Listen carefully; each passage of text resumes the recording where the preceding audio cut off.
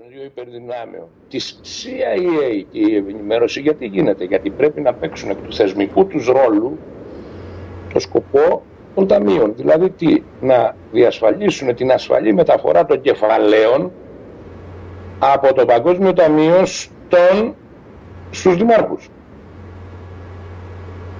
Πρόσεξε, αυτό τους ζητάει πλέον και τους βάζει πρώτων ευθυνών του ως ώρας, αλλά ταυτόχρονα κάνει το νομικό πάτημα της δημοσιοποίησης αυτού που κρύβανε. Οπότε εσύ και εγώ απλός πολίτης παίρνουμε τα χαρτάκια αυτά και λέμε τα πήρε και ο Ομπάμα, μπράβο. Και τον έχουν έξω. Και έλεγε ψέματα στον πρόεδρο τον Ομπάμα. Τα πήρε και ο Πούτιν. Ναι. Και τι του είπε, ότι υπάρχει αυτό το ταμείο ή δεν υπάρχει? Πώς το δέχεται? Αυτό. Πότε θα τα έχουμε αυτά? Πόσο νομικά, πόσο διαφοροποιείται πλέον η κατάσταση. Οπότε ο κάθε δημαρχάκος, μέχρι τώρα στο παίζει παλαβούλης, θα του έρθει το ίδιο εξώδικο. Κάτσε και γέλα μετά.